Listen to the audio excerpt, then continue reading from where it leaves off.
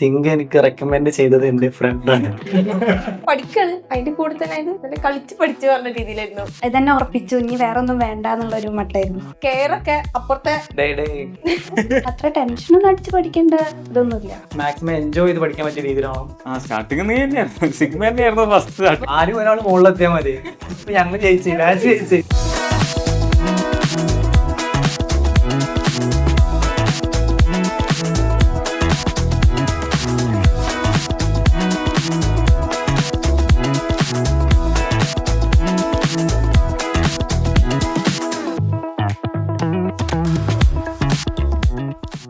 Hello everyone, think ഇൻസ്റ്റിറ്റ്യൂട്ടിൻ്റെ പുതിയൊരു വീഡിയോയിലേക്ക് എല്ലാവർക്കും സ്വാഗതം. ഇന്ന് എൻ്റെ കൂടെയുള്ളത് എൻ്റെ പിള്ളേരാണ്. കോട്ടക്കൽ ബ്രാഞ്ചിലെ സ്റ്റുഡൻസ് ആണ്, ടോപ്പേഴ്സാണ്. നമുക്കവരെ പരിചയപ്പെടാം, അവരെ വിശേഷങ്ങൾ ചോദിക്കാം. ഹായ്, എൻ്റെ പേര് മെഹറിൻ. എൻ്റെ വീട് ഇവിടെ കോട്ടക്കലാണ്. ഞാൻ തിങ്ക് ഇൻസ്റ്റിറ്റ്യൂട്ടിൻ്റെ കോട്ടക്കൽ ബ്രാഞ്ചിലെ റിപ്പീറ്റർ സ്റ്റുഡൻ്റ് ആയിരുന്നു. എനിക്ക് JBRക്കിൽ 90.87%, നാറ്റയിൽ 171 സ്കോർ ചെയ്യാൻ സാധിച്ചിട്ടുണ്ട്. ഹായ്, എൻ്റെ പേര് പവിത്ര. ഞാൻ പൊന്നാനിയിൽ നിന്ന് വരുന്നു. ഞാൻ തിങ്ക് കോട്ടക്കലിൽ റിപ്പീറ്റേഴ്സ് ബാച്ചിലായിരുന്നു. എനിക്ക് ജെയിൽ 99.9%, റാങ്ക് 25, നാറ്റ സ്കോർ 162 ആണ്. എനിക്കിപ്പോൾ NIT കാലിക്കറ്റിൽ അഡ്മിഷൻ റെഡി ആയിട്ടുണ്ട്. ഹായ്, എൻ്റെ പേര് അഫ്ലുസമാൻ. ഞാൻ മലപ്പുറം താന്നൂരിൽ നിന്നാണ് വരുന്നത്. ഞാൻ കോട്ടക്കൽ തിങ്ക് ബ്രാഞ്ചിൽ റിപ്പീറ്റർ ചെയ്യുന്നു. എനിക്ക് JK 99.8% ഉണ്ടായിരുന്നു. അതേപോലെ റാങ്ക് 32. ഞാനിപ്പോൾ NIT കാലിക്കറ്റിൽ അഡ്മിഷൻ എടുത്തു. ഗ്രേറ്റ്. അപ്പോൾ കോട്ടക്കലിലെ പുലിക്കുട്ടികളാണ് ഇരിക്കുന്നത് അല്ലേ? എങ്ങനെയാണ് ഈ ഒരു ഫീൽഡിലേക്ക് എത്തിയത്, അല്ലെങ്കിൽ ഇങ്ങനൊരു എക്സാമുകൾ ഉണ്ട് എന്നുള്ളത് അറിഞ്ഞത് എങ്ങനെയാണ്? ചെറുപ്പം മുതലേ നിങ്ങൾ അതിന് വേണ്ടിയിട്ട് പ്രിപ്പയർ ചെയ്തോ അതോ അറിഞ്ഞു വന്നതാണ്? എങ്ങനെയാണ് സമാനെ? വരക്കും ചെറുപ്പം മുതൽ. പിന്നെ അതുമായി ബന്ധപ്പെട്ട് എന്തെങ്കിലും കോഴ്സ് ചെയ്യണം തന്നെ താല്പര്യം. പിന്നെ ഇങ്ങനെ +2 കഴിഞ്ഞ് ഞാൻ പിന്നെ നീറ്റിന് പോയി റിപ്പീറ്റ് ഒരു വർഷം പോയി. പിന്നെ അത് നടക്കൂലെന്ന് കണ്ട് എനിക്ക് പറ്റിയ ഫീൽഡല്ല അങ്ങനെ മനസ്സിലായി. അങ്ങനെ പിന്നെ ആലോചിച്ച് ആർക്കിടെക്ചർ പോയാലോ എന്നുള്ളത്. അങ്ങനെയാണ് അന്വേഷിക്കുന്നത്. എങ്ങനെയാണ് ആർക്കിടെക്ചറിനെ പറ്റിയിട്ട് അറിഞ്ഞത്? ആർക്കിടെക്ചർ എനിക്ക് വരക്കുക, ആ ഒരു വീട് പ്ലാന്. ഇപ്പോൾ ഇങ്ങനെ വീട് കാണുമ്പോൾ അങ്ങനെ നോക്കിക്കുക, ഡിസൈനുള്ള വീട് കാണുമ്പോൾ അങ്ങനെയൊക്കെ ഒരു മൈൻഡ് ഉണ്ടായിരുന്നു. അപ്പം അതുകൊണ്ട് തന്നെ ആർക്കിടെക്ചർ എടുക്കാനുള്ളത്. ഓക്കെ, മെഹറിൻ്റെയോ? ഞാനും ഇതുപോലെ ചെറുപ്പത്തിൽ വരക്ക വലിയ ഉഷാറായിട്ട് വരക്കൊന്നല്ല, എന്നാലും കുഴപ്പമില്ലാത്ത രീതിയിൽ വരക്കുമായിരുന്നു. അപ്പോൾ ആ ഒരു വരയുമായി ബന്ധപ്പെട്ടൊരു ഫീൽഡ് തന്നെ അങ്ങനെ നോക്കണം എന്നായിരുന്നു ആഗ്രഹം. പിന്നെ അതുപോലെ എൻ്റെ ഉപ്പ കുറച്ച് വരക്കുന്ന ആളാണ്. ഇങ്ങനെ ഈ പ്ലാനും ഒക്കെ വരക്കും, ഇങ്ങനെ കൺസ്ട്രക്ഷനൊക്കെ ബേസ് ആയിട്ടുള്ള ബിസിനസ്സാണ് ചെയ്യുന്നത്. അപ്പോൾ അത് കണ്ടപ്പോൾ ഇങ്ങനെ ആ ഒരു ചെറിയൊരു ചൈവ് തോന്നി. പിന്നെ ഇങ്ങനെ ഓരോ എക്സിബിഷനൊക്കെ പോകുമ്പോൾ ഇങ്ങനെ ഓരോ മോഡലും ഒക്കെ കാണുമ്പോൾ അതുപോലെ ഇങ്ങനെ ഉണ്ടാക്കി വെക്കാനും അങ്ങനെ ഇങ്ങനെ ചെറുതായിട്ട് വലിയ ലെവലല്ല അങ്ങനെ ഇങ്ങനെ ട്രൈ ചെയ്തൊക്കെ ചെയ്യും. എന്നിട്ട് പിന്നെ ഒരു 10ാം ക്ലാസ് ആ ഒരു ലെവല് ആ ഒരു ഇതിൽ ആയപ്പോഴാണ് ആർക്കിടെക്ചർ എന്ന കോഴ്സാണ് ഇതിന് വരുന്നത് എന്ന് മനസ്സിലാവുന്നത്. പിന്നെ അതിനെപ്പറ്റി കൂടുതലായിട്ട് ഇങ്ങനെ അന്വേഷിക്കാൻ തുടങ്ങി. ഓരോ യൂട്യൂബിലും അങ്ങനെയൊക്കെ വീഡിയോസ് കണ്ടിട്ടും എങ്ങനെ കോച്ചിങ്, എങ്ങനെ ഏതൊക്കെ എക്സാം ഉണ്ട്, അങ്ങനെ ഇങ്ങനെ അന്വേഷിക്കാൻ തുടങ്ങി. അങ്ങനെ ആണ് ഇവിടെ വരെ എത്തിയത്. പവിത്ര? ഞാൻ +1 പഠിക്കുമ്പോഴാണ് ഞാൻ എന്താണ് ഞാൻ കോഴ്സ് എടുക്കേണ്ടതെന്ന് ഇങ്ങനെ ആലോചിക്കുന്നത്. അങ്ങനെ കുറേ കോഴ്സ് സെർച്ച് ചെയ്തിട്ടാണ് ആർക്കിടെക്ചറിൽ എത്തുന്നത്. പിന്നെ ചെറുപ്പം മുതൽ വരയ്ക്കുന്നതുകൊണ്ട് അതിനോട് കുറച്ചും കൂടി ഇൻട്രസ്റ്റ് തോന്നി. പിന്നെ +2 ഒക്കെ ആയപ്പോഴത്തേനും +2ൻ്റെ എക്സാം കഴിഞ്ഞ് വരുമ്പോൾ തിങ്കിൻ്റെ ബ്രോഷർ വഴി ആണ് ഞങ്ങൾ തിങ്കിനെ കുറിച്ച് അറിയുന്നത്. അങ്ങനെയാണ് ഇവിടെ. ഇപ്പോൾ ഈ നീറ്റ് എക്സാമിനൊക്കെ പോയിരുന്നു എന്ന് പറഞ്ഞില്ല സമാനെ. അപ്പോൾ ഈ നീറ്റിൽ നിന്നിപ്പോൾ ആർക്കിടെക്ചറിലേക്ക് വീട്ടുകാരുടെ അടുത്ത് പറയുമ്പോൾ തന്നെ കൺവിൻസ് ചെയ്യാൻ എന്തെങ്കിലും ബുദ്ധിമുട്ട് അങ്ങനെ എന്തെങ്കിലും തോന്നിയിട്ടുണ്ടായിരുന്നു? അങ്ങനെ ബുദ്ധിമുട്ട് തോന്നിയിട്ടില്ല. പിന്നെ ഞാൻ വരക്കണോണ്ട് പിന്നെ ഓര് പറഞ്ഞിരുന്നു എനിക്ക് ഇഷ്ടമുള്ള പോലെ കോഴ്സ് എടുത്തു എന്നുള്ളത്. വീട്ടിൽ സപ്പോർട്ട് ചെയ്യുന്നു, പിന്നെ പ്രശ്നമില്ല. മെഹറിന്റെ കാര്യത്തിൽ എങ്ങനെയാണ്? എൻ്റെ വീട്ടിലെല്ലാവർക്കും എല്ലാവരും സപ്പോർട്ട് ആയിരുന്നു. അതായത് ഈ കോഴ്സ് എനിക്ക് ഇഷ്ടമുള്ള കോഴ്സ് എടുക്കാൻ, അതായത് എൻ്റെ പ്ലാൻ എന്താണ് അങ്ങനെ പോയിക്കോട്ടെ എഴുതില്ല. ഒരിക്കൽ ഇങ്ങനെ ഞാൻ അതിന് പോകണം അങ്ങനെ ഒരു ഇതില്ലായിരുന്നു. ഇപ്പോൾ ഞാൻ ഈ എക്സാം കിട്ടി അന്വേഷിക്കുമ്പോൾ ഉമ്മയാണെങ്കിൽ ഉപ്പാണെങ്കിലൊക്കെ നല്ല രീതിയിൽ സപ്പോർട്ടും. ഉമ്മക്കൊക്കെ ഭയങ്കര ഒരു ഞാൻ അന്വേഷിക്കുമ്പോൾ എൻ്റെ കൂടെ തന്നെ ഉമ്മാൻ്റെ ആരെങ്കിലും ഫ്രണ്ട്സിൻ്റെ ഒക്കെ മക്കളൊക്കെ ഉണ്ടാവും ഒക്കെ അന്വേഷിക്കാനൊക്കെ ഉമ്മ കൂടെ വന്നിട്ട് സഹായിക്കും. താത്താണേലും എല്ലാവരും ഭയങ്കര സപ്പോർട്ടായിരുന്നു. എനിക്കിഷ്ടമുള്ള ഇത് എനിക്ക് വരക്കാനൊക്കെ ഇഷ്ടമാണ്, അതൊക്കെ അവർക്കറിയാം. അപ്പോൾ ചെറുപ്പം മുതൽ ഉമ്മയാണ് എൻ്റെ ഞാനൊരു കുറച്ചിങ്ങനെ ഒരു ബ്രേക്ക് എടുത്ത് വരക്കുന്നതാണ്.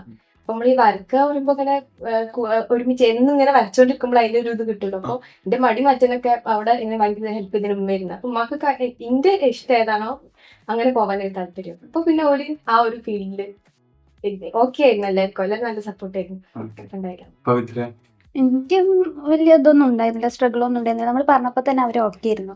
ഞാൻ വരയ്ക്കണോണ്ട് തന്നെ ഇത് പറഞ്ഞപ്പോൾ അവർക്ക് ഇതന്നെ ഉറപ്പിച്ചു, ഇനി വേറെ ഒന്നും വേണ്ട എന്നുള്ളൊരു മട്ടായിരുന്നു. സപ്പോർട്ടീവ് സപ്പോർട്ടീവായിരുന്നു.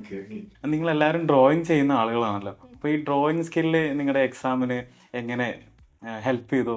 ഡ്രോയിങ് ഞാൻ പൊതുവെ ചെയ്യല് പോർട്രേറ്റ് ആണ്.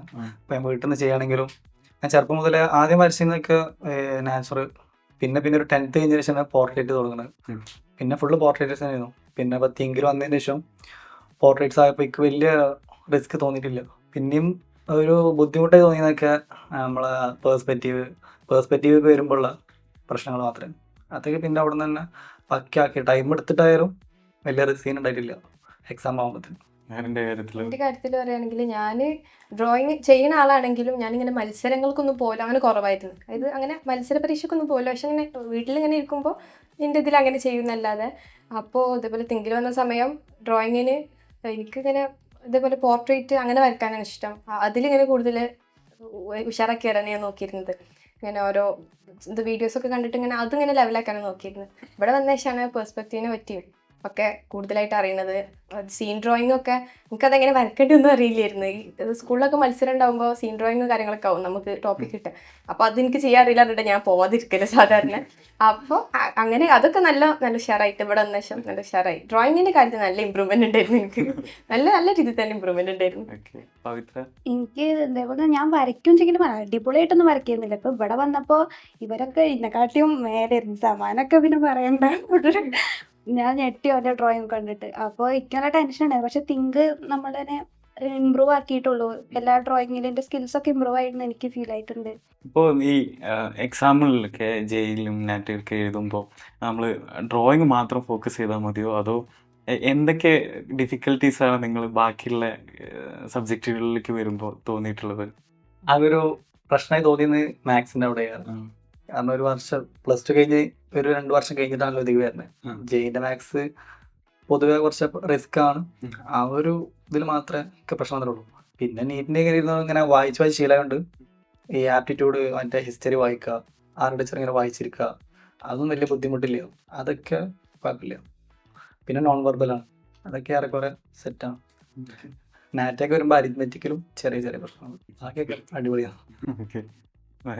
ആപ്റ്റിറ്റ്യൂഡ് പറഞ്ഞ പോലെ തന്നെ നമുക്ക് അങ്ങനെ പഠിച്ചെടുക്കാൻ പറ്റണേ ഉള്ളൂ. അതായത് ആർക്ക് അവയർനെസ് ഒക്കെ ആണെങ്കിലും ഒക്കെ നമുക്ക് ഇങ്ങനെ നമ്മൾ കൂടുതൽ വായിക്കുന്നതനുസരിച്ച് നമുക്ക് അത് കിട്ടും.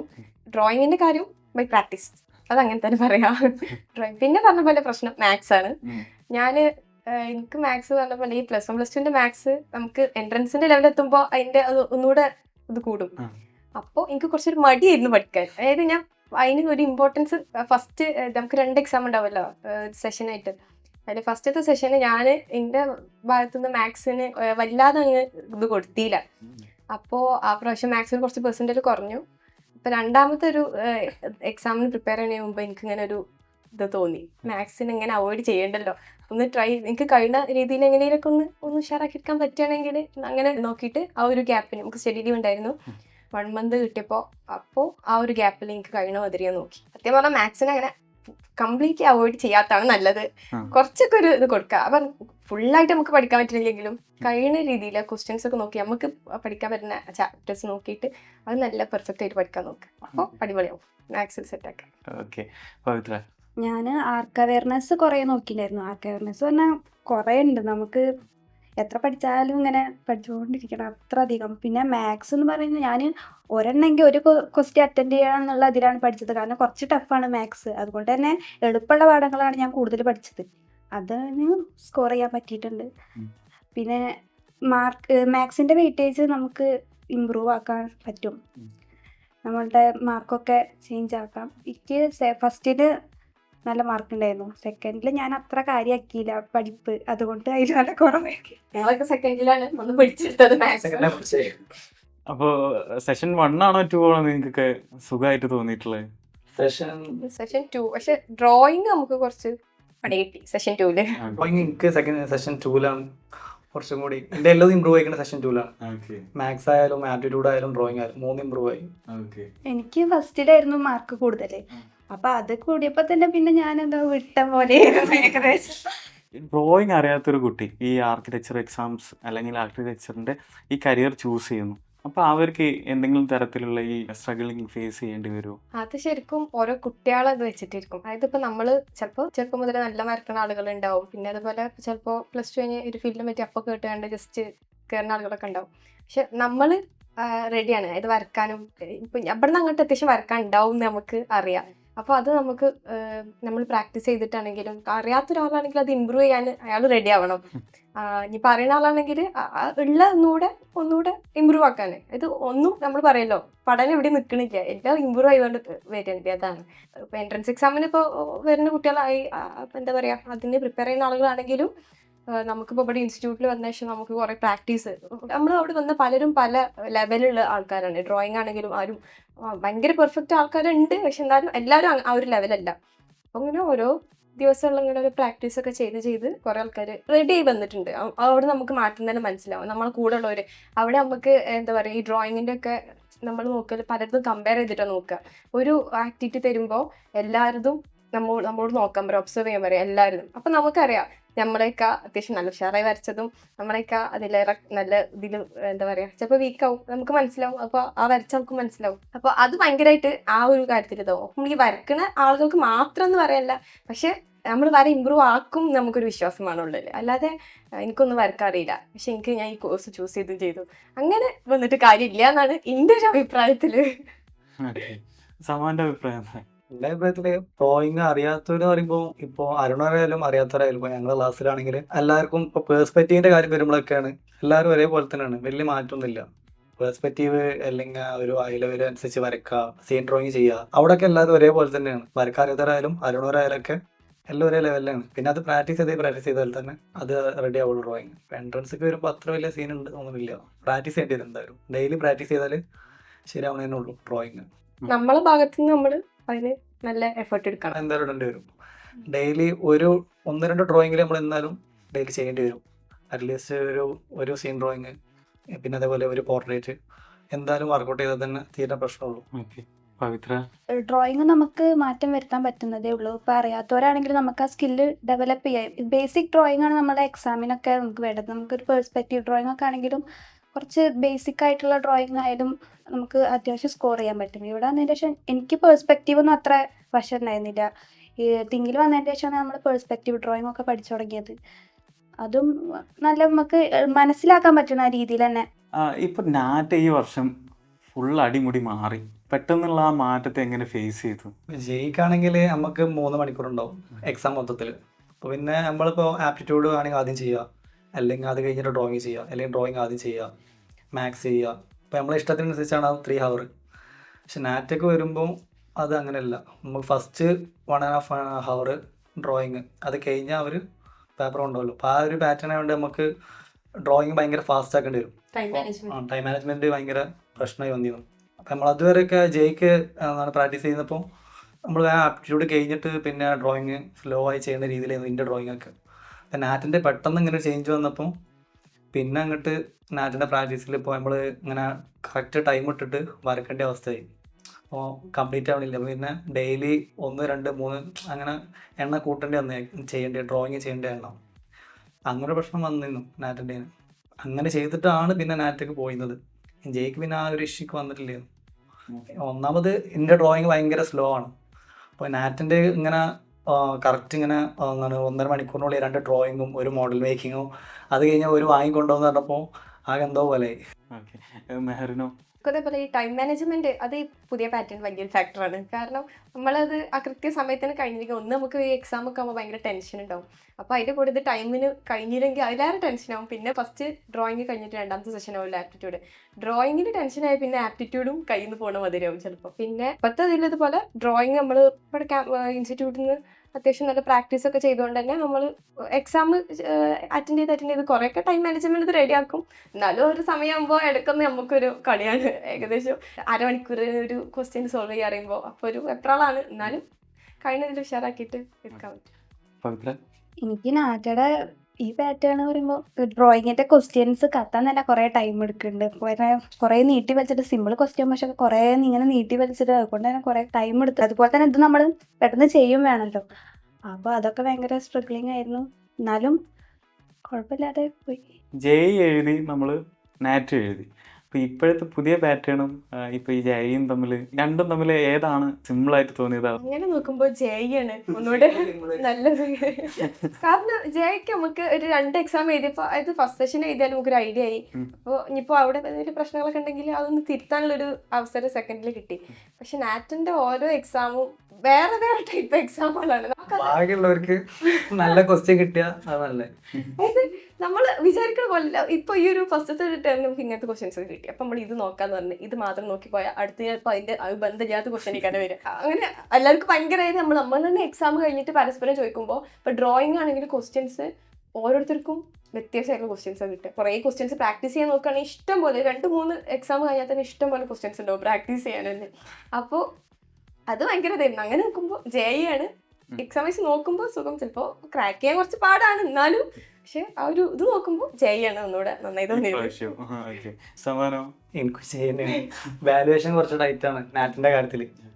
നാറ്റിൽ അവർ ആ സ്ട്രിക്റ്റ് ആയിട്ട് ആ കാര്യങ്ങളുണ്ടോ, പെർസ്പെക്റ്റീവ്, ഹൈ ലെവല്, അവർ പറഞ്ഞ കളർ തീം എല്ലാതും പക്കാണോ, അത് ഒരു അങ്ങനെ കറക്റ്റ് പറയുന്നില്ലല്ലോ. ഒക്കെ ഒരു വളച്ചൊടിച്ചേ പറയുള്ളൂ. നാറ്റിന്റെ ഭയങ്കര നീണ്ട ക്വസ്റ്റ്യൻസ് കാരണം.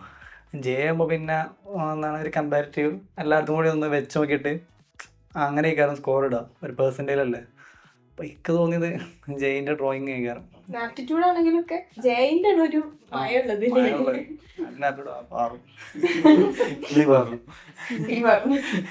ഏത് എക്സാമിന് പോയിട്ട് കിളി പാറി ഇരുന്നിട്ടുള്ളത്? ജെയിന്റെ ഫസ്റ്റ് സെഷൻ എനിക്ക് പറയുന്നത് കുറച്ച്, പിന്നെ നാറ്റിന്റെ ഫസ്റ്റ് സെഷനും പാറി, പിന്നെ പാറുള്ള പവിത്രക്ക് ഏതോ പോയത്? എനിക്ക് നാറ്റാണ് നാറ്റാണ്. നാറ്റായിരുന്നോ ഡിഫിക്കൽട്ട് തോന്നിയിട്ടുള്ളത്? ഡാറ്റ ഡിഫിക്കൽട്ട് തോന്നി. ജെ ആണെങ്കിൽ നമുക്കിപ്പോൾ ആപ്റ്റിറ്റ്യൂഡ്, മാത്സ്, ഡ്രോയിങ് ഇതിനൊക്കെ തന്നെ വരികയെന്ന് പറയും. പക്ഷെ നാറ്റ അങ്ങനെയല്ല. നാറ്റ എവിടെന്നേലൊക്കെ ചോദിക്കും, ഇംഗ്ലീഷൊക്കെ ഉണ്ട്. അപ്പോൾ തന്നെ നമുക്ക് എന്നെ സംബന്ധിച്ചിട്ട് ഞാൻ നാറ്റക്കുള്ള കോച്ചിങ് അങ്ങനെയായിരുന്നു വന്നിരുന്നത് നിങ്ങൾക്ക്. അപ്പോൾ ആ ഒരു ഇത് വെച്ച് നോക്കുമ്പോൾ എനിക്ക് ആ കോച്ചിങ് കിട്ടിയിട്ട് ഇപ്രാവശ്യം നല്ല ഉഷാറായി. അതായത് കോച്ചിങ് കിട്ടിയില്ലെങ്കിൽ ചിലപ്പോൾ എനിക്ക് ഈ ഡ്രോയിങ്ങിലൊന്നും ഇങ്ങനെ സ്കോർ ചെയ്യാൻ പറ്റുമെന്ന് എനിക്ക് തോന്നുന്നില്ല. ലാസ്റ്റ് ടൈം പ്രിപ്പറേഷൻസ് എങ്ങനെയായിരുന്നു എക്സാമിന്റെ മുമ്പ്? ചിരിക്കുന്ന ലാസ്റ്റ് ടൈം എന്ന് പറഞ്ഞാൽ നമ്മൾ മുന്നേ തന്നെ തുടങ്ങിയിരിക്കുന്നത്. ലാസ്റ്റിൽ വെച്ച് പഠിച്ചാൽ ഒന്നും ആവില്ല, കാരണം കുറേ പഠിക്കാനുണ്ട്. അപ്പോൾ നമ്മൾ ഫസ്റ്റിൽ തന്നെ തുടങ്ങിയിരിക്കണം. ഞാൻ മെയിനായിട്ട് ജെയിലാണ് പ്രിപ്പയർ ചെയ്യുന്നുണ്ടായിരുന്നത്. അപ്പോൾ ഞാൻ ഹോസ്റ്റലിലായിരുന്നു അവിടെ. അപ്പോൾ അവിടെ ഉള്ളവരും നമ്മളെ കൂടുതൽ എല്ലാവരും ഹെൽപ്പ് ചെയ്ത് നമ്മൾ അങ്ങോട്ടും ഇങ്ങോട്ടും ഡിസ്കസ് ചെയ്ത് പഠിക്കുമ്പോൾ നമുക്കൊന്നും കൂടിയും പഠിക്കാൻ പറ്റിയിട്ടുണ്ടായിരുന്നു. അങ്ങനെ പഠിച്ച് പിന്നെ എല്ലാതും നമുക്ക് ആർക്ക് അവയർനെസ് ഒക്കെ പറഞ്ഞാൽ കുറേ വാസ്റ്റായിട്ട് പഠിക്കാനുണ്ട്. അപ്പോൾ നമ്മൾ കുറേ ഗൂഗിൾ വഴി സെർച്ച് ചെയ്യും, അങ്ങനെയൊക്കെ തന്നെ പഠിച്ചിരുന്നത്. ടെക്സ്റ്റ് ബുക്കിൽ ഒതുങ്ങണമല്ല, ആർക്ക് അവയർനെസ് ഒന്നും അതിന് പുറത്ത് നമ്മൾ പഠിക്കണം. പിന്നെ മാത്സ് ഒക്കെ ആണെങ്കിലും കുറേ പണി തന്നെയായിരുന്നു. ഡ്രോയിങ് നമ്മൾ ഡെയിലി ഇപ്പോൾ ഇൻസ്റ്റിറ്റ്യൂഷനാണെന്ന് പറഞ്ഞാൽ ഡെയിലി ഇത്ര സ്കെച്ചൊക്കെ പഠിക്കണം. അതുപോലെ തന്നെ ടെസ്റ്റുകൾ അതൊക്കെ വെച്ചിട്ട് നമ്മൾ ഡ്രോയിങ് സെറ്റാക്കണം. ലാസ്റ്റ് മിനിറ്റിലേക്ക് വെച്ചാൽ ശരിയാണെന്നൊക്കെ തോന്നുന്നു. അതുപോലെ തന്നെ ഇങ്ങനെ ചെറുതായി ഇങ്ങനെ പ്രിപ്പറേഷൻസ് ഫസ്റ്റ് തന്നെ തുടങ്ങണം. അതായത് ഞാൻ കുറേ ഇരുന്ന് പഠിക്കുന്ന ആളൊന്നുമല്ല, കുറച്ച് മടിയുള്ള ടൈപ്പാണ്. അപ്പോൾ പിന്നെ അതിനനുസരിച്ച് ഇങ്ങനെ കുറച്ചൊക്കെ അങ്ങനെ നോക്കി പോയിട്ടുണ്ടായിരുന്നുള്ളൂ. അതേപോലെ ടെസ്റ്റിനൊക്കെ അരിത്തമെറ്റിക്സ് ഒക്കെ ആണെങ്കിലും നാറ്റ് പിന്നെ ജെ ഒക്കെ കഴിഞ്ഞിട്ടുണ്ട്. അപ്പോൾ അരിത്തമെറ്റിക്സിന് കുറച്ച് ഒന്ന് എക്സാമിന് മാത്രം നോക്കുന്ന ഒരു രീതിയിലാണ് അരിത്തമെറ്റിക്സ് കൊണ്ടിരുന്നത് ഫസ്റ്റൊക്കെ. പിന്നെ ലാസ്റ്റ് പിന്നെ അരിത്തമെറ്റിക്സ് ബുക്ക് നമ്മളെ മെറ്റീരിയലൊക്കെ ഇരുന്നിട്ട് അങ്ങനെ വർക്ക് ചെയ്തിരുന്നു. നോൺ വെർബൽ ആണെങ്കിലും നമുക്ക് അതെനിക്ക് നല്ല ഇഷ്ടമായിരുന്നു. നോൺ വെർബൽ വർക്ക് ചെയ്യാൻ ഇഷ്ടമാണ്. അപ്പോൾ അതൊക്കെ അവസാനം ആ ബുക്കൊക്കെ മെറ്റീരിയലൊക്കെ അവസാനം ഇരുന്നിട്ട് അങ്ങനെ ഫുൾ ഇരുന്ന് വർക്ക് ചെയ്തിരുന്നു. മാത്സിൻ്റെ കാര്യം അത് ഒരു വഴിക്ക് അങ്ങനെ പോയി. ഫസ്റ്റത്തെ എക്സാമിന് മാത്സ് ഞാൻ വല്ലാതെ ചെയ്ത് നോക്കിയിട്ടില്ല, അതുകൊണ്ട് മാത്സിന് അങ്ങനെ അത് കൊടുത്തില്ല. പിന്നെ സെക്കൻഡ് സെഷൻ ആയപ്പോഴാണ് ഇവരുടെ നിന്നൊക്കെ ടിപ്പൊക്കെ ചോദിച്ചു. ഫസ്റ്റത്തെ എക്സാമിന് മാത്സിന് നല്ല മാർക്കുള്ള ആൾക്കാരോടൊക്കെ ചോദിച്ചിട്ട് നിങ്ങൾ എങ്ങനെയൊക്കെയാണ് അതിന് പ്രിപ്പയർ ചെയ്തെന്നൊക്കെ ചോദിച്ചറിഞ്ഞ് ഓരോന്ന് കുറച്ച് ടിപ്സ് ഒക്കെ വാങ്ങിക്കാണ്ടാണ് പിന്നെ അതിന് പ്രിപ്പയർ ചെയ്യണത്. ഇവര് തന്ന ടിപ്പ് എന്തൊക്കെയാ? അങ്ങനെ അത്യാവശ്യം പഠിക്കാൻ നമുക്ക് കുറച്ച് സുഖമുള്ള കുറച്ച് ചാപ്റ്റേഴ്സ് ഉണ്ടാവുമല്ലോ, ഈ ഒരു ഭാഗങ്ങളൊക്കെ നോക്കാന്നൊക്കെ പറഞ്ഞിട്ട് പവിയൊക്കെ നന്നായിട്ട് ഹെൽപ്പ് ചെയ്തിട്ടുണ്ട് ആ മാത്സിൻ്റെ അതൊക്കെ. അങ്ങനെ ആ ഒരു ഇതിലൊക്കെയാണ് പിന്നെ സെക്കൻഡ് സെഷനിൽ മാത്സിന് ഞാൻ ഒന്ന് ഇത് കൊടുത്തത്. സമാനോ സ്റ്റാർട്ടിങ് വരെ തുടങ്ങിയതും ഏത് മെറ്റിങ്ങിന് മെറ്റീരിയൽസ് കിട്ടിയപ്പോൾ തന്നെ ആർക്ക് അവയർനെസ് ഇങ്ങനെ വായിച്ചിരിക്കാൻ. പിന്നെ ഞാൻ അതിങ്ങനെ ഡെയിലി വായിക്കും. ആപ്പത്തായാലും മെറ്റീരിയൽസ് ആയാലും അതിങ്ങനെ വായിച്ചുകൊണ്ടിരിക്കും. പിന്നെ കാർക്ക് അവർനെസ് വലിയ സീനായി തോന്നി. പക്ഷെ പിന്നെ ഇങ്ങനെ ഡെയിലി എക്സാം അല്ലേ, അപ്പോൾ എക്സ്ട്രാ ക്വസ്റ്റ്യൻസ് ആകുമ്പോൾ പിന്നെയും ടെൻഷൻ ആവും. എനിക്കാണെങ്കിൽ പെട്ടെന്ന് ടെൻഷൻ ആവണോ, അപ്പോൾ ക്വസ്റ്റ്യൻ കാണുന്നതനുസരിച്ച് ടെൻഷൻ കൂടും. അങ്ങനെ ആർക്ക് അവർനെസ് വലിയ ഇതായി തോന്നില്ല. പിന്നെ എനിക്ക് പ്രശ്നമായി തോന്നിയത് അരിത്മെറ്റിക് ചെയ്യുമ്പോഴൊക്കെയായിരുന്നു. അതും ഇതേപോലെ തന്നെ അരിത്മെറ്റിക് ഇങ്ങനെ വീട്ടിൽ നിന്ന് കുറേ ചെയ്ത് നോക്കും, എക്സാമിന് കിട്ടൂല, അപ്പോൾ പിന്നെ ടെൻഷൻ കൂടും. പിന്നെ ലാസ്റ്റ് ഒക്കെ എത്തിയപ്പോൾ പിന്നെ ഞാൻ ഫോക്കസ് ജെയിമെ തന്നെ ആയി. ജെയിൽ പിന്നെ അരിത്മെറ്റിക് ഇല്ലല്ലോ, മാത്സ് ആണ് പിന്നെ തീരെ അറിയില്ല, അതുകൊണ്ട് പിന്നെ കുഴപ്പമില്ല. പിന്നെ ഡ്രോയിങ്ങും ആപ്റ്റിറ്റ്യൂഡും നല്ല നോക്കി. ആർക്ക് അവർനെസ് നോൺ വെർബൽ ഭയങ്കര സില്ലിയാക്കി എടുത്തിരുന്നു. പക്ഷേ എക്സാമിന് നോക്കിയപ്പോൾ എനിക്ക് നോൺ വെർബൽ നിന്നാണ് ഫുള്ള് കയ്യിൽ നിന്ന് പോണത്. പിന്നെ നോൺ വെർബലും കൂടുതൽ ഫോക്കസ് ചെയ്യാൻ തുടങ്ങി. നോൺ വെർബൽ സിമ്പിൾ വെച്ചിട്ട് നമ്മൾ കുറേ ഇങ്ങനെ സില്ലിയൊക്കെ ഇവിടെ ഉണ്ട്. എനിക്കൊക്കെ ഫസ്റ്റ് സെഷനിലേക്ക് ആൻസർക്ക് നോക്കിയപ്പോൾ തെറ്റിക്കണതൊക്കെ നോൺ വെർബലാണ്. ഒരു 8-9 നെഗറ്റീവ് നോൺ വെർബൽ മാത്രം വന്ന് അങ്ങനെ കയ്യിൽ നിന്ന് പോയി. പിന്നെ സെക്കൻഡ് സെഷനായപ്പോൾ ഞാൻ പിന്നെ കൂടുതൽ നോൺ വെർബൽ ഇങ്ങനെ ചെയ്യാൻ തുടങ്ങി, നോൺ വെർബലും ആപ്റ്റിറ്റ്യൂഡും. പിന്നെ ഡ്രോയിങ് ഇങ്ങനെ പോർട്രേറ്റ് ഇങ്ങനെ ചെയ്യും. പിന്നെ നമ്മളെ എക്സാമിന്റെ ക്വസ്റ്റ്യൻസും നല്ല ഇഷ്ടം പോലെ ക്വസ്റ്റ്യൻസുകളുണ്ട്. വെറൈറ്റി ടൈപ്പ് ഓഫ് ക്വസ്റ്റ്യൻസ് നമുക്ക് എക്സാമിൽ തന്നെ കിട്ടല്ലോ. അതാണ് മെറ്റീരിയൽസ് ഇല്ലാത്ത ക്വസ്റ്റ്യൻസ് ആണ് പിന്നെ എക്സാം അടുത്തുമ്പോൾ കിട്ടുമോ, പിന്നെ ടെൻഷൻ ആയി. എക്സാമിന് വേറെ കുറെ ക്വസ്റ്റ്യൻസ് കിട്ടും, അപ്പൊ അത് കളക്ട് ചെയ്തിട്ട് പഠിക്കുന്നു. മെഹറിൻ പറയുന്നത് കേട്ടു, ക്വസ്റ്റ്യൻസ് ഒക്കെ കളക്ട് ചെയ്ത്. അത് ഞാൻ നല്ലോണം, എനിക്ക് നല്ല ഹെൽപ്ഫുൾ ആയ സംഭവമാണ്. ഞാൻ പറയാൻ വിട്ടുപോയതാ. എല്ലാ ഓൺലൈനിലെ എല്ലാ എക്സാമിനും അതേപോലെ ഓഫ്ലൈന് ഫസ്റ്റത്തെ 2-3 ഇതിലൊക്കെ എക്സാം നമുക്ക് ഓഫ്ലൈൻ ആയിട്ടായിരുന്നല്ലോ, പേപ്പർ വെച്ചിട്ടായിരുന്നല്ലോ. അതും കളക്ട് ചെയ്തിട്ട് അത് ഞാൻ ഫോണിലാക്കി വെക്കും. അപ്പോൾ പിന്നെ അധികം ഫോണിൽ വെച്ച് പഠിക്കുന്നത് കുറച്ച് കൂടുതൽ. അതായത് നമ്മൾ ഗൂഗിളൊക്കെ നമ്മൾ ഫോണിൻ്റെ യൂസ് ചെയ്തിട്ടാണല്ലോ പഠിക്കുക. അപ്പോൾ അതുപോലെ ഇനി പേപ്പറത്താണെങ്കിൽ ഞാനത് ഫോട്ടോ എടുത്തിട്ട് മൊബൈലിൽ ഒരു PDF ഒക്കെ ആക്കി വെക്കും. എന്നിട്ട് അതൊരു മെറ്റീരിയലാക്കി യൂസ് ചെയ്തിരുന്നു. അത് നല്ല ഹെൽപ്ഫുൾ ആയിട്ടുണ്ട്. അതുപോലെ നിങ്ങൾ ബുക്ക് മാത്രമാണോ റെഫർ ചെയ്തിരുന്നത് അതോ റിസർച്ച് ചെയ്തിരുന്നു ഇതിനു വേണ്ടി? എന്തായാലും ചെയ്യേണ്ടി വരും, കാരണം ഇതിന് ലിമിറ്റ് ഇല്ലല്ലോ. ഇതിങ്ങനെ കിട്ടണ മൊത്തം തിന്നേണ്ടി വരും. ബുക്കായാലും PDF ആയാലും ഇഷ്ടം പോലെ. ഇൻസ്റ്റാഗ്രാം ഒക്കെ നമ്മൾ യൂസ് ചെയ്യുമ്പോൾ ഇൻസ്റ്റാഗ്രാമിൽ ഇതേപോലെ ഓരോ ആർക്കിടെക്ട്സിന്റെ പേജ് ഫോളോ ചെയ്യുമോ, അതേപോലെ ഓരോ ഇത് പേജ് സാർമാരാണെങ്കിൽ നമുക്ക് ഇങ്ങനെ നല്ല പേജുകളാണ് അവിടെ അയച്ചു തരും. നമ്മളിപ്പോൾ ഇൻസ്റ്റാഗ്രാം ഒക്കെ യൂസ് ചെയ്യില്ല പഠിക്കുന്ന അടി കൂടെ, അപ്പോഴും അതിന്റെ കൂടെ നമ്മൾ ഇതിനെ പറ്റി ഇങ്ങനെ അന്വേഷിക്കും. അങ്ങനെ ഗൂഗിളിൽ നോക്കിയിട്ട് ഗ്രൂപ്പിൽ ടീം NIT, ഞങ്ങൾ ഗ്രൂപ്പ് ഇൻസ്റ്റാഗ്രാമിൽ ഗ്രൂപ്പ് ആയിരുന്നു ടീം NIT. പിന്നെ എനിക്ക് ഓർമ്മയുണ്ട് മറ്റേ നിങ്ങൾ ഇൻസ്റ്റ യൂസ് കുറയ്ക്കാൻ വേണ്ടിയിട്ട് യൂട്യൂബ് മാത്രം എടുക്കുക, എന്നിട്ട് യൂട്യൂബ് ഷോർട്സ് ഇരുന്ന് കാണുക. കുറച്ച് ആൾക്കാരുണ്ടായിരുന്നു, ഇസാനും ഞാനും കുറച്ച് ആൾക്കാർ ഇൻസ്റ്റാഗ്രാം ഒഴിവാക്കി. എന്നിട്ട് ഇൻസ്റ്റിറ്റ്യൂട്ടിൽ വന്നിട്ട് ഇൻസ്റ്റാഗ്രാം എടുക്കും, വീട്ടിൽ പോകുമ്പോൾ ഒഴിവാക്കും. എന്നിട്ട് 1 മണി വരെ റീല് +2 വരെ എനിക്ക് അങ്ങനെ ആവുമ്പോൾ ഒരു നല്ല എഫക്റ്റീവ് ആയിരുന്നു. ഇത് ഈ അവസാനത്തെ പബ്ലിക് എക്സാമിന്റെ ടൈമിലൊക്കെ ഇത് ഇൻസ്റ്റാഗ്രാം ഒക്കെ ഇൻസ്റ്റാൾ ആക്കി പോയാൽ പിന്നെ എനിക്ക് നല്ല ഉഷാറായിട്ട് ഇരുന്ന് പഠിക്കും, അങ്ങനെയൊക്കെ ആയിരുന്നു. പക്ഷെ ഇപ്പോൾ ഈ ഫോൺ യൂസ് ചെയ്ത് പഠിക്കണതായതുകൊണ്ട് ഇപ്പോൾ ഇൻസ്റ്റാഗ്രാമിലാണെങ്കിൽ നമുക്ക് പഠിക്കാനുള്ള സാധനങ്ങൾ ചിലപ്പോൾ അതിലേക്കാരം. അപ്പോൾ നമ്മൾ തിങ്കിൻ്റെ ഓരോ പരിപാടിയും കാര്യങ്ങളൊക്കെ ഉണ്ടാകുമ്പോൾ ഒക്കെ ഇൻസ്റ്റാഗ്രാമിലാവും അതിൻ്റെ ഇത് ഉണ്ടാവുക. അപ്പോൾ വീണ്ടും അത് ഇൻസ്റ്റാൾ ചെയ്യേണ്ടി വരും. അപ്പോൾ അത് അൺഇൻസ്റ്റാൾ ആക്കിക്കൊണ്ടുള്ള പഠിപ്പ് നടക്കില്ല, മനസ്സിലായി. പിന്നെ അത് ഇൻസ്റ്റാൾ ആക്കിക്കൊണ്ട് തന്നെ ഇങ്ങനെ പഠിക്കരുത് അതിൻ്റെതായി. പിന്നെ അങ്ങനെ അത് റെഡി ചെയ്യാൻ സെറ്റ് ആയി ആ ഒരു അവസ്ഥയായിട്ട്. സോഷ്യൽ മീഡിയയിൽ എങ്ങനെ പഠിക്കാം ഉപയോഗിച്ച് എങ്ങനെ പഠിക്കാവുന്നുള്ളൂ. അപ്പോൾ നിങ്ങൾ ഒരുപാട് കളക്ട് ചെയ്തിട്ടുണ്ടാവുമല്ലേ ഇങ്ങനെ ക്വസ്റ്റ്യൻസും പിന്നെ അതുപോലെ നോട്ട്സും കുറെ കാര്യങ്ങളൊക്കെ? ആപ്പിൽ തന്നെ ഇഷ്ടംപോലെ ക്വസ്റ്റ്യൻസ് ഉണ്ട്, അത് തീർന്നില്ലേ കുറെ. അത് തീർന്നിട്ടില്ലായിരുന്നു, ജെ ആയപ്പോഴൊക്കെ കഴിഞ്ഞിട്ടില്ലായിരുന്നു, കുറെ നോക്കാൻ പിന്നെ ഉണ്ടായിരുന്നു. കാരണം ആർക്ക് പഠിക്കും പിന്നെ മാർക്കും കുറെ ആർക്കിടെക്ട്സ് അവരെ കുറെ ബിൽഡിങ്, പിന്നെ PDF ലാസ്റ്റ് കുറെ PDF എക്സ്ട്രാ കിട്ടി. അപ്പൊ പിന്നെ ടെൻഷനായി. ടെൻഷൻ അടിച്ചിട്ടാണോ പഠിക്കാൻ കൂടുതൽ പറ്റുന്നത്? അങ്ങനൊന്നല്ല, വലിയ അവസാനത്തേക്ക് ഫസ്റ്റ് ഒന്നും കുഴപ്പമില്ലായിരുന്നു. ഞാൻ അതിന്റെ ആളാണ്, ടെൻഷന്റെ ആളാണ്. പവി എന്തൊക്കെ കളക്ട് ചെയ്തിട്ടുണ്ടായിരുന്നു ഈ എക്സാമിന് വേണ്ടിട്ട്? ഞാൻ ബുക്ക് മാത്രമല്ല, അതുപോലെ തന്നെ ഗൂഗിളിൽ ഞാൻ ChatGPT കുറെ ഉപയോഗിച്ചു. ChatGPTയോട് ഞാൻ ചോദ്യം ചോദിക്കാൻ പറയും, ഇങ്ങോട്ട് നമ്മൾ ഇന്ന വിഷയത്തിൽ ഈ ടോപ്പിക്കിൽ എന്നോട് ഇത്ര ചോദ്യങ്ങൾ ചോദിക്കണം അങ്ങനെ. അപ്പോൾ ChatGPT നമുക്ക് കുറെ ഇൻഫർമേഷൻ അങ്ങനെയൊക്കെ കിട്ടിയിട്ടുണ്ട്. ചടപ്പിക്കും ChatGPT ചടപ്പിക്കും ചില ടൈമിൽ. അത് ലാസ്റ്റ് ഒക്കെ ആകുമ്പോ ഇങ്ങനെ ഒരു പ്രശ്നം ഉണ്ടായിരുന്നു, അവര് തന്നെ തെറ്റിക്കല് തുടങ്ങും ചോദ്യങ്ങളൊക്കെ. എന്തെങ്കിലും ചോദിച്ചു കഴിഞ്ഞാൽ കുറെ പറയും. പക്ഷെ അത് നല്ല ഹെൽപ്ഫുൾ ആയിരുന്നു കേട്ടോ. പിന്നെ ഞങ്ങൾ ഇതേപോലെ ഇൻസ്റ്റാഗ്രാം ഒഴിവാക്കിയിട്ടായിരുന്നു, അത് നിങ്ങൾ ഗൂഗിള് വഴി കയറും. പിന്നെ അതും ഞങ്ങൾ ഹോസ്റ്റലിലായിരുന്നല്ലോ, അപ്പൊ എല്ലാരും ഒഴിവാക്കി. പിന്നെ എല്ലാരും യൂട്യൂബ് ഷോർട്സ് അല്ലെങ്കിൽ പിന്നെ ഗൂഗിളിൽ കയറിയിട്ട് Instagram.com അല്ലെങ്കിൽ Instagram.com. യൂട്യൂബും ഡിലീറ്റ് ആക്കി, ഡിസേബിൾഡ് ആക്കി, കാരണം അതിൽ തന്നെ ഇരിക്കാണ്. പവിത്ര ഹോസ്റ്റലിലല്ലായിരുന്നില്ലേ? പവിത്ര അവിടെ അങ്ങനെ ഹോസ്റ്റൽ ലൈഫ് എങ്ങനെ ഉണ്ടായിരുന്നു നിങ്ങള്? ഹോസ്റ്റൽ ലൈഫ് തുടക്കത്തിലൊക്കെ എനിക്ക് ഭയങ്കര ബുദ്ധിമുട്ടായിരുന്നു. എന്ന് വെച്ചാൽ വീട്ടിൽ വിട്ടിട്ട് അങ്ങനെ നമ്മൾ മാറി നിന്നിട്ട് ശീലമല്ലല്ലോ. അപ്പൊ ആദ്യമായിട്ടാണ് ഞാൻ ഹോസ്റ്റലിൽ നിൽക്കണത്. അപ്പോൾ ഫസ്റ്റത്തെ ഒരാഴ്ചയൊക്കെ ഭയങ്കര ഷോക്കായിരുന്നു. പിന്നെ പിന്നെ നമ്മൾ അടുത്ത് തുടങ്ങി. പിന്നെ നമ്മൾ ഭയങ്കര ഒരു ബോണ്ടിങ് ആയിരുന്നു ഹോസ്റ്റലിൽ. നമ്മളെല്ലാത്തിനും അവർ ഹെൽപ്പ് ചെയ്യും. അവിടെ ഇരുന്ന് പഠിക്കുക അങ്ങനെയൊക്കെ തന്നെയായിരുന്നു. വീട്ടിൽ പിന്നെ പോകുമ്പോൾ 2 ദിവസം കഴിഞ്ഞാൽ പിന്നെ ബോറടി തുടങ്ങും. ഇവിടെ അങ്ങനെയായിട്ട് പിന്നെ ഇങ്ങോട്ട് തിരിച്ചു വരാൻ നേരം തോന്നുന്നു. ലാസ്റ്റൊക്കെ ആകുമ്പോൾ ഞാൻ വീട്ടിൽ പോകല് കുറച്ച് ഇവിടെ തന്നെയായിരുന്നു. പിന്നെ വരാൻ നേരത്ത് പോയതിലേക്കാരും വിഷമായിരുന്നു. ആദ്യം പോയപ്പോൾ വീട്ടിലേക്ക് വരാനായിരുന്നു കൂടുതൽ. ഇപ്പം ലാസ്റ്റൊക്കെ ആകുമ്പോഴത്തേനും ഭയങ്കര കരച്ചിലും പിടിച്ചില്ല എല്ലാവരും അങ്ങനെയായിരുന്നു. എനിക്ക് ഓർമ്മയുണ്ട് അമ്മയും അച്ഛനും ഫസ്റ്റ് ഡേ വന്നന്ന് നിങ്ങളെ ഏൽപ്പിക്കാൻ കേട്ടോ, നിങ്ങൾ നോക്കിക്കോണം കേട്ടോ എന്നൊക്കെ പറഞ്ഞു ഏൽപ്പിച്ച് പോവുകയാണ്. അങ്ങനെയൊക്കെ പറഞ്ഞ എനിക്ക് ഭയങ്കര ഓർമ്മയുണ്ടത്. അതേപോലെ തന്നെ ലാസ്റ്റ് ഡേ റിസൾട്ട് വന്ന അന്ന് തന്നെ അച്ഛനും അമ്മയും വന്നു. ഭയങ്കര ഇമോഷണൽ ആയിപ്പോയി ആ സമയത്ത് അച്ഛനും. തിങ്കിനെ പറ്റിയിട്ട് എങ്ങനെയാ അറിഞ്ഞത് നിങ്ങൾ? തിങ്ക് കോട്ടക്കലൊരു ബ്രാഞ്ച് ഉണ്ട് എന്നുള്ളതൊക്കെ എങ്ങനെയാ അറിഞ്ഞത്? ഞാൻ +2 എക്സാം കഴിഞ്ഞിട്ട് ലാസ്റ്റ് ഡേ അവിടെ ബ്രോഷർ ഉണ്ടായി തിങ്കിൻ്റെ. അങ്ങനെയാണ് ഞാൻ തിങ്കിനെ പറ്റി അറിയണത്.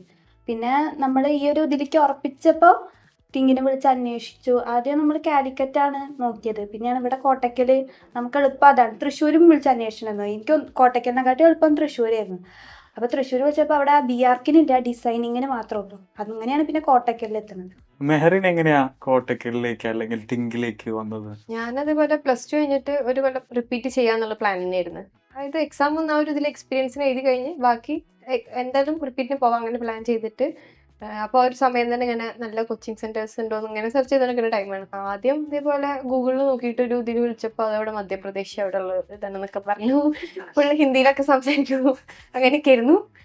പിന്നെ അത് നല്ല നൈസായിട്ട് ഒഴിവാക്കി, അത് പറ്റില്ല. പിന്നെ ഇങ്ങനെ യൂട്യൂബിൽ ഇതേപോലെ തിങ്കിൻ്റെ ഒരു ഇന്റർവ്യൂ വീഡിയോ തോന്നുന്നുണ്ട് കണ്ടു. അതിൽ ഇതേപോലെ ടോപ്പറിന്റെ ഒരു സായുജ് അങ്ങനെ ഒരു വീഡിയോ ആയിരുന്നു. അപ്പൊ അതിലിങ്ങനെ തിങ്കിലാണ് പഠിച്ചത്. അങ്ങനെ തിങ്കിൻ്റെ ഒന്നും ശ്രദ്ധിച്ചിട്ടില്ലായിരുന്നു. ഈ വീഡിയോ ഇങ്ങനെ കണ്ടപ്പോൾ തിങ്കിൾ എന്ന് പറഞ്ഞാൽ അങ്ങനത്തെ കേട്ടപ്പോൾ എന്താ തിങ്കെന്ന് അങ്ങനെ വേർഡ് കേട്ടപ്പോൾ തിങ്കിനെ പറ്റി അന്വേഷിക്കാൻ തുടങ്ങി. അങ്ങനെ നോക്കിയപ്പോൾ പിന്നെ യൂട്യൂബിൽ തന്നെ അങ്ങനെ അതിൻ്റെ ചാനലും കണ്ടു. പിന്നെ ഇൻസ്റ്റഗ്രാമിൽ കയറി ചെക്ക് ചെയ്തു. പിന്നെ അത് കഴിഞ്ഞ് ആദ്യം കോട്ടക്കൽ ബ്രാഞ്ചിലായിട്ട് അറിഞ്ഞിട്ടില്ലായിരുന്നു. കാലിക്കറ്റ് പോയിട്ട് അന്വേഷിച്ചു. എന്നിട്ട് പിന്നെ അവിടെ പോയപ്പോൾ അവർ പറഞ്ഞു ഇവിടെ തുടങ്ങുന്നുണ്ട് പറഞ്ഞു. അങ്ങനെ പിന്നെ ഇവിടെ ചേഞ്ച് ചെയ്തു. അഫ്ലു എങ്ങനെയാ അറിഞ്ഞേ? തിങ്ക് എനിക്ക് റെക്കമെൻഡ് ചെയ്തത് എൻ്റെ ഫ്രണ്ടാണ്.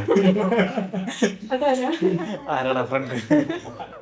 ഒന്ന് പേപ്പറിന്റെ കൂടെ ഉമ്മ അങ്ങനെ എടുത്ത് വെച്ചിരുന്നു. ഇങ്ങനെ ഞാൻ പറഞ്ഞു ആർക്കിടെക്ചറിന് താല്പര്യം ഉണ്ടായിരുന്നപ്പോൾ ഇത് കണ്ടപ്പോൾ റിസൾട്ട് കണ്ടപ്പോൾ ഉമ്മ അതേപോലെ നോട്ടീസ് എടുത്ത് വെച്ചിരുന്നു. പിന്നെ അതിൻ്റെ ഇടയിൽ ഞാൻ ഫ്രണ്ടിനോട് പറഞ്ഞു എൻ്റെ ഫ്രണ്ട് ഇതേപോലെ ആർക്കിടെക്ചറിന് പോയിക്കണം. അവൾ +2 കഴിഞ്ഞ പാട് പോയതാണ്. അപ്പോൾ അവള് ജസ്റ്റ് ക്രാഷ് ചെയ്താണ്. അപ്പം അവളോട് ചോദിച്ചു ഈ ക്രാഷിന് പോയതല്ലേ അപ്പോൾ ഈ എവിടെ പഠിച്ചു ചോദിച്ചു. പറഞ്ഞ് അവൾ പഠിച്ച ഇൻസ്റ്റിറ്റ്യൂട്ട് പറഞ്ഞു. കാരണം അവിടെ വേണ്ട എങ്ങനെ ഞാൻ അന്വേഷിച്ചിട്ട് പറയാമെന്ന് പറഞ്ഞു. അങ്ങനെയാണ് അവള് തിങ്കിൻ്റെ പറഞ്ഞത് അന്വേഷിച്ചിട്ട് പറഞ്ഞത് പറഞ്ഞത്. പിന്നെ അത് ഉമ്മയോട് പറഞ്ഞു ഇങ്ങനെ ഫ്രണ്ട് പറഞ്ഞു അന്വേഷിച്ചിട്ട്.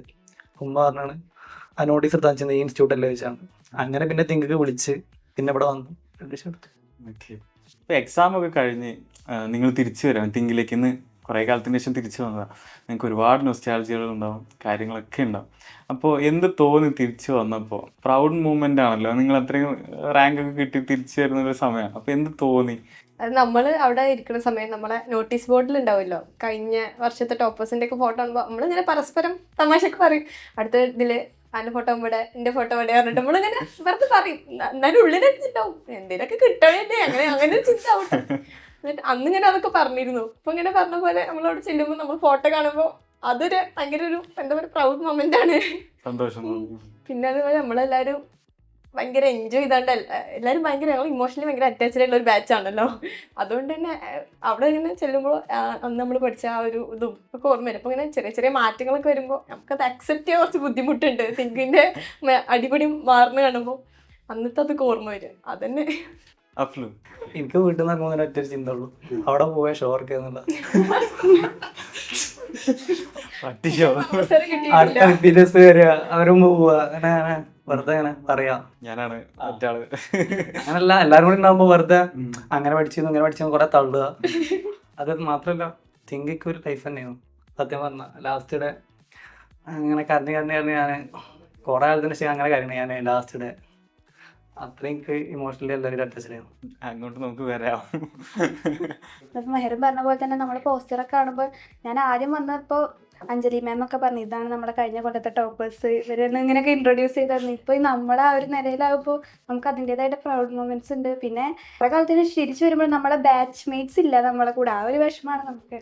അവരുണ്ടെങ്കിലാണ് ആ ഒരു വൈബ് ഉള്ളത്. അപ്പൊ ഞാൻ അതിലേക്കാണ് വരുന്നത്. നിങ്ങളുടെ ഒരു ബാച്ച് ഭയങ്കര യൂണിറ്റിയാണ്. നിങ്ങൾ എപ്പോൾ കാണുക നിങ്ങൾ എല്ലാവരും ഒരേ മൈൻഡും എപ്പോഴും ഒരേപോലെ.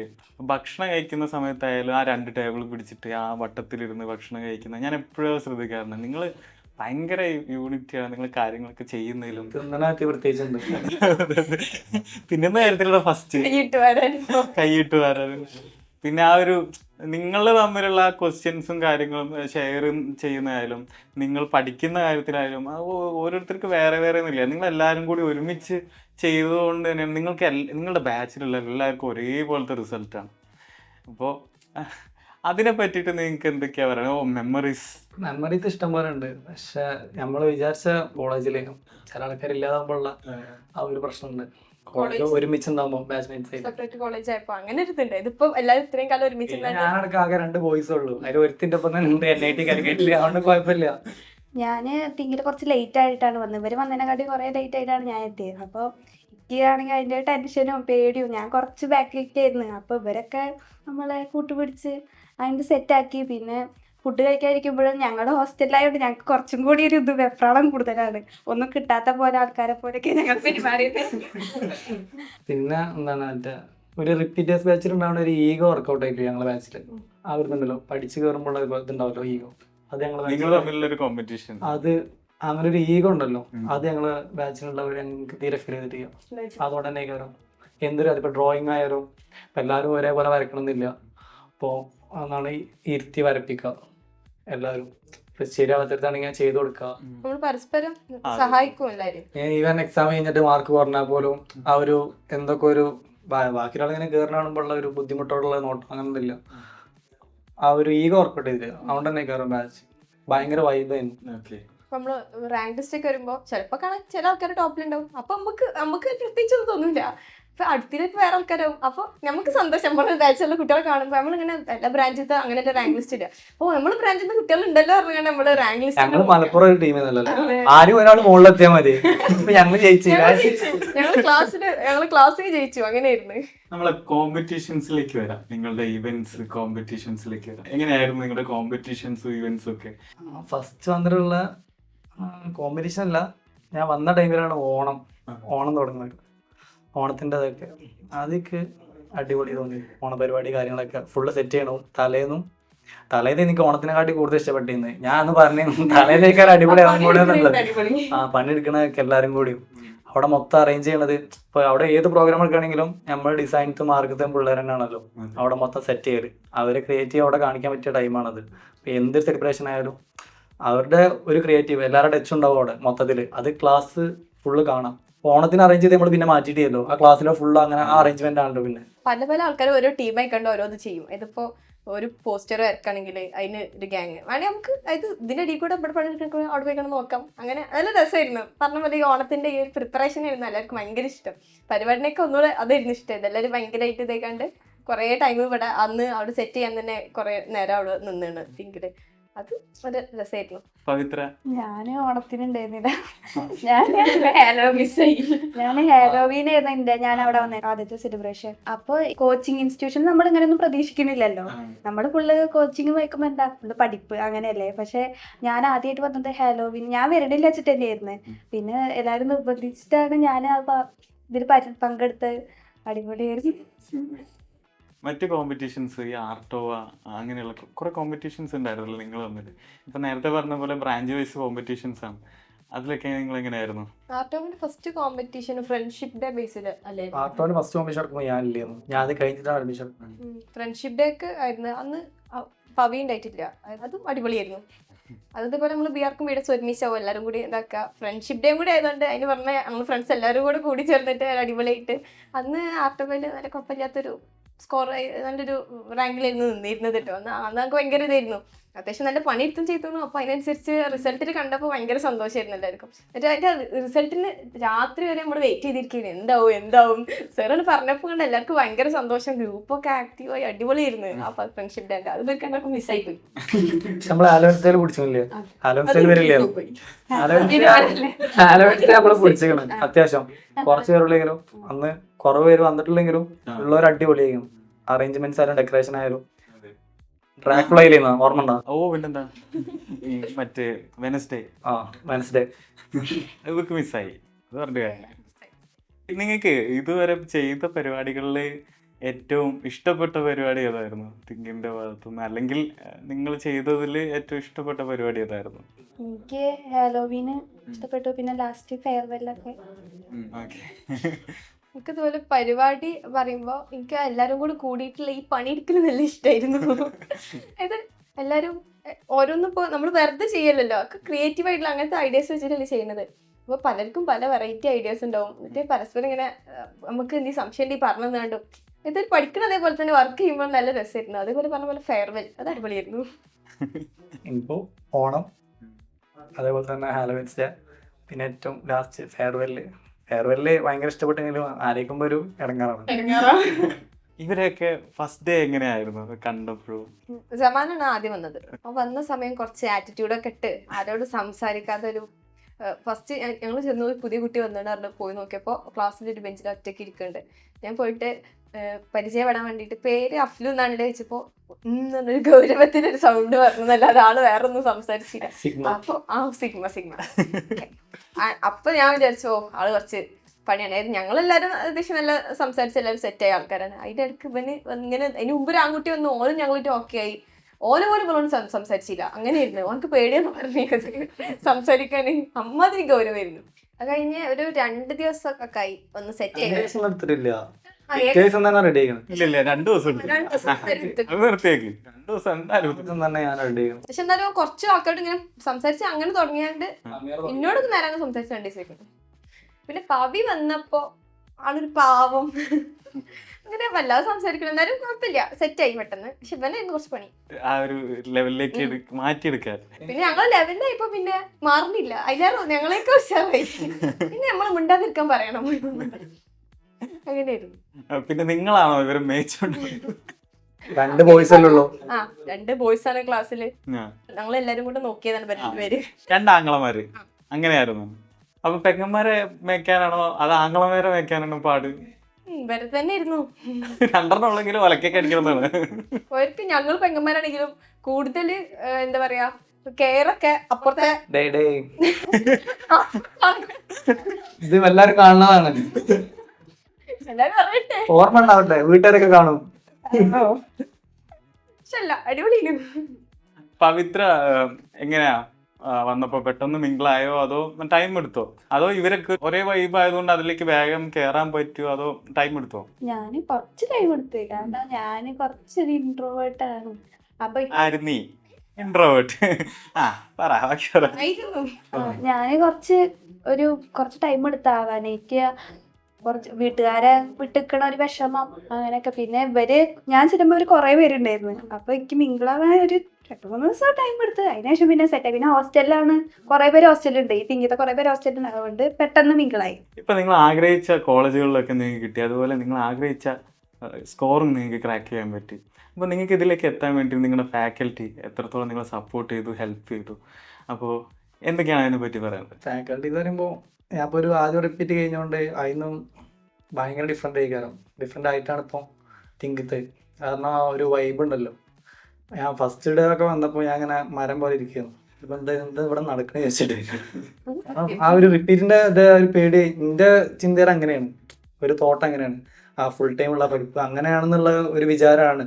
ഞാൻ റിപ്പീറ്റ് ആയതുകൊണ്ട് ഒരു പേടി ഉണ്ടായിരുന്നു. പക്ഷെ ഇവിടെ വന്നപ്പം ഫാക്കൽറ്റീസും ആ ഒരു വൈബ്, കുട്ടികാരും ആ ഒരു വൈബ്, അപ്പോൾ അതിൻ്റെ ഇതൊക്കെ ഉണ്ടായിരുന്നു. പിന്നെ ഫാക്കൽറ്റീസ് ആയാലും ഭയങ്കര സപ്പോർട്ടാണ്. എന്തായാലും ഇപ്പോൾ ഡ്രോയിങ്ങിൻ്റെ കാര്യത്തിലൊക്കെ എനിക്ക് ഭയങ്കരമായിട്ട് ഇമ്പ്രൂവ് ചെയ്യാൻ പറ്റണത്. അങ്ങനെ കുറെ ഫാക്കൽറ്റി ഒക്കെ എല്ലാവരും നല്ല ഫ്രണ്ട്ലി ആണ്. അപ്പോൾ ഇതിപ്പോൾ ഈ ഡ്രോയിങ് ആണെങ്കിലും നമുക്ക് വരച്ചു കഴിഞ്ഞാൽ തന്നെ അപ്പം തന്നെ അതിൻ്റെ ഒരു ഇത് കിട്ടും. എങ്ങനെ അതിൽ എന്തൊക്കെ മാറ്റങ്ങൾ വരുത്തണം എന്നൊക്കെ നല്ലൊരു ഇതിൽ പറഞ്ഞിരുമ്പോൾ തന്നെ നമുക്ക് നമ്മൾ എത്രത്തോളം ഇത് ചേഞ്ച് ആവാണ്ട് എന്നൊക്കെ മനസ്സിലാവും. അപ്പോൾ നല്ല കൂളായിട്ട് ക്ലാസ് ഇപ്പോൾ ഡ്രോയിങ് ഒക്കെ ഒരു ദിവസമൊക്കെ ഫുള്ളായിട്ട് ഉണ്ടാകുമ്പോഴൊക്കെ നമുക്കൊക്കെ സൂപ്പർ കൂളായിട്ട് ക്ലാസ്സിലൊക്കെ നല്ല ഇതിൽ ഇരുന്ന് വരക്കാം. നമുക്ക് ഇഷ്ടമുള്ള ഒരു പൊസിഷനിൽ നമുക്ക് ഇതായിട്ടുള്ള ഒരു പൊസിഷൻ പോയി ഇരുന്നിട്ട് വരക്കാം. ഇപ്പോൾ ലൈഫ് സ്കെച്ച് നോക്കുക, അതൊക്കെ അടിപൊളിയായിരുന്നു, നല്ല നല്ല സൂപ്പർ ആയിരുന്നു പോകുമ്പോഴൊക്കെ.